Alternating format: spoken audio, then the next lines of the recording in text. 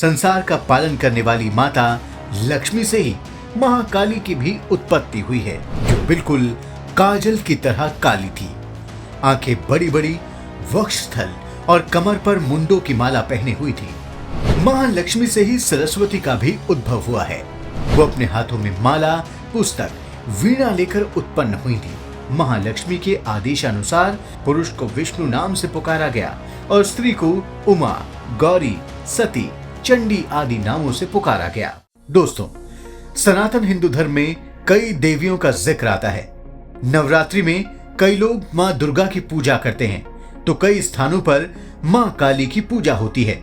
दीपावली में मां लक्ष्मी की पूजा होती है, तो वसंत पंचमी में मां सरस्वती की पूजा पूरे देश में की जाती है। लेकिन प्रश्न ये उठता है कि इन देवियों में कौन ऐसी देवी हैं जिनसे इन सारी देवियों की उत्पत्ति हुई है? कौन ऐसी देवी हैं जिन्हें आद्य शक्ति कहा जाता है? वो आद्य शक्ति जिससे ये सृष्टि बनी है, वो आद्य शक्ति जो इस सृष्टि को चलाती हैं, वो आद्य शक्ति जो इस सृष्टि का संहार करती हैं। द कर्मा आज आपको बताने जा रहा है उन देवी के बारे में जिनसे यह सारा ब्रह्मांड उत्पन्न होता है, जिनसे सभी देवी देवताओं की उत्पत्ति होती है, जो ब्रह्मा, विष्णु और शिव को सृष्टि की रचना करने के लिए उत्पन्न करती हैं। दोस्तों, वैसे श्री दुर्गा सप्तशती में आद्य शक्ति के कई स्वरूपों के बारे में बताया गया है।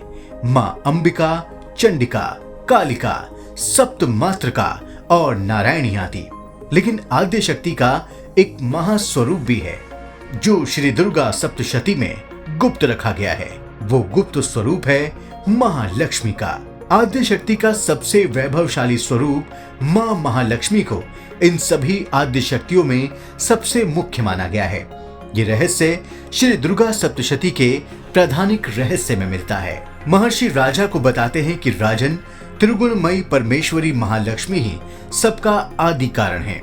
महालक्ष्मी ही दृश्य और अदृश्य रूप में समस्त संसार को अपने आप में समेट कर रखती हैं। संसार का पालन करने वाली माता लक्ष्मी से ही महाकाली की भी उत्पत्ति हुई है। लक्ष्मी ने अपने तेज से इस संसार को, इस जगत को नई ऊर्जा दी। परमेश्वरी महालक्ष्मी ने इस संसार को शून्य देखकर केवल तमोगुण रूप से अपने आप को एक दूसरे रूप में प्रकट किया, जो बिल्कुल काजल की तरह काली थी। आंखें बड़ी बड़ी, वक्षस्थल और कमर पर मुंडों की माला पहने हुई थी। लक्ष्मी ने इस स्वरूप को महामाया और महाकाली नाम दिया। वही विष्णु की माया कही जाती हैं। उन्होंने ही विष्णु को योग माया के वशीभूत कर योग निद्रा में डाल रखा है। मधु कैटभ के द्वारा ब्रह्मा को मारने का प्रयास करने पर ब्रह्मा उन्हीं महाकाली की स्तुति करते हैं और वो विष्णु को योग निद्रा से जगाकर मधु कैटभ का वध करने के लिए प्रेरित करती हैं। महालक्ष्मी से ही सरस्वती का भी उद्भव हुआ है।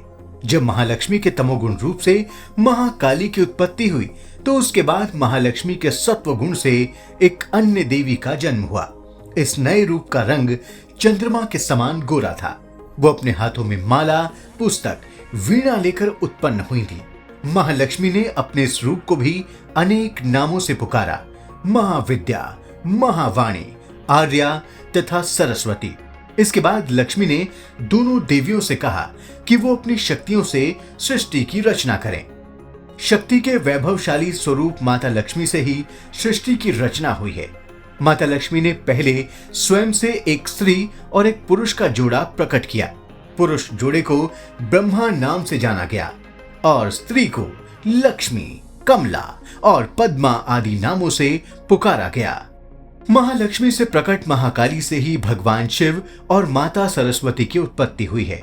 महाकाली ने एक स्त्री और एक पुरुष को उत्पन्न किया और उस पुरुष को रुद्र, स्थानु, शंकर आदि नामों से पुकारा गया तथा स्त्री को विद्या, सरस्वती आदि नाम दिए गए।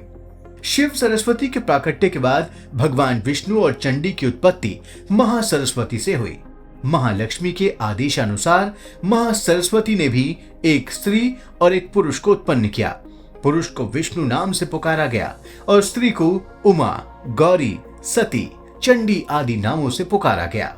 इस प्रकार सभी देवियों ने सृष्टि को चलाने के लिए त्रिदेवों और 3 देवियों को प्रकट किया और उसके बाद महालक्ष्मी ने ब्रह्मा और सरस्वती का एक जोड़ा बनाया।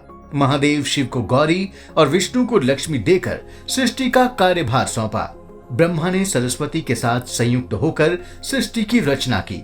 लक्ष्मी के साथ मिलकर भगवान विष्णु ने ब्रह्मा के द्वारा बनाई गई सृष्टि के पालन पोषण के कार्य को संभाला और प्रलय काल में शिव ने गौरी के साथ मिलकर सृष्टि का संहार करने का दायित्व संभाला। तो आद्य शक्ति की वैभव स्वरूपा महालक्ष्मी ने ही सृष्टि की शुरुआत की और अपनी शक्ति से अनेक देवियों तथा त्रिदेवों को उत्पन्न करके सृष्टि को संभालने की जिम्मेदारी सौंपी। तो दोस्तों, आद्य शक्ति का सबसे वैभवशाली स्वरूप महालक्ष्मी को माना गया है, वही सृष्टि के कण कण में बसी हुई हैं। तो अगर आपको हमारा ये वीडियो पसंद आए तो इसे लाइक और शेयर जरूर करें और हमारे चैनल द कर्मा को भी सब्सक्राइब करना न भूलें।